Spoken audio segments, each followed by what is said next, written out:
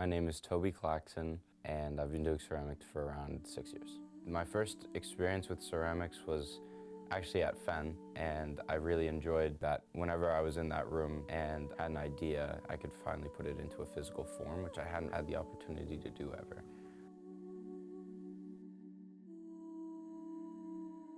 At the time, it wasn't really beyond anything but a hobby and interest. But I learned that both of my grandparents on both sides, they were potters, and just about, I think, 20 or 30 miles away from where my family has lived in Manila is one of the largest natural clay deposits in the Philippines. I have been very detached from my Southeast Asian identity, my Filipino identity. That detachment has kind of allowed ceramics to fill in the gap or bridge my way to feeling like it's a part of me again. When I was growing up, I didn't really get an opportunity to see my grandparents. When I was born, only one was alive. But I see their work. My grandpa has this big collection of china, hundreds and hundreds of beautiful pieces of art just sitting in his room and in this cabinet in this little cottage house. And I never asked where they were from. I just kind of looked. And I think that was the point where I started to observe these little things, like which ones I like the best, and noticing those ones.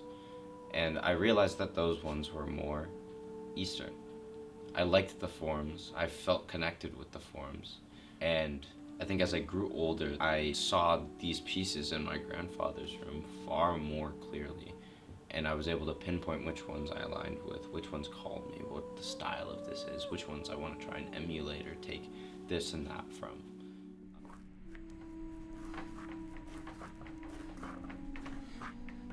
When I first walk into the room, I think about what I've done in my sketchbook. I spiral wedge my clay, I get tools, I get my hands warmed up, I get water, and once I get on the wheel, I start opening the lump of clay up, and that is when I start to stretch it, move it outward, and then pull upwards, getting height slowly but surely, making sure I'm kind of allowing myself to have a frictionless surface to keep my pressure even.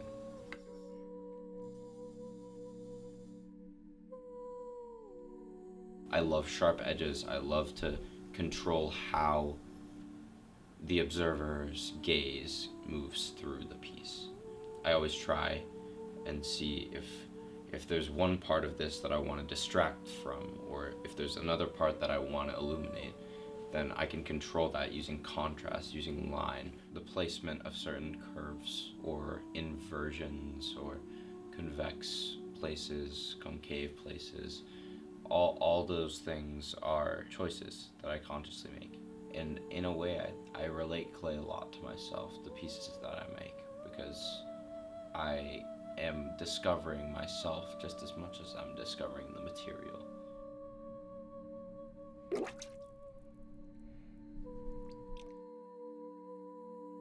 I think it's really important to involve yourself, to have a significance in the process you're doing in craft, because you're finding this idea that you have in your mind. And when that idea comes to fruition, you learn something about yourself. And I think that's the reason why trimming is one of my favorite processes.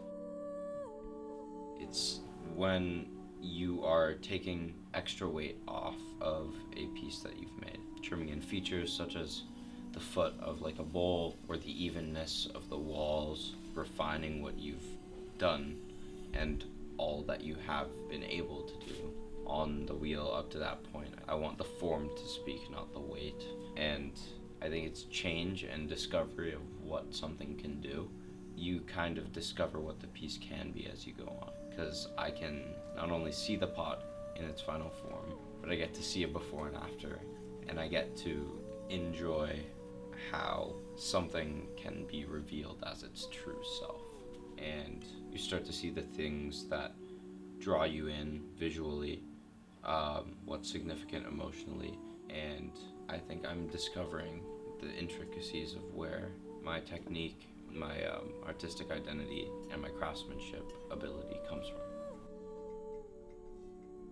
My relationship to my culture is ever evolving, and with that, so are my ideas.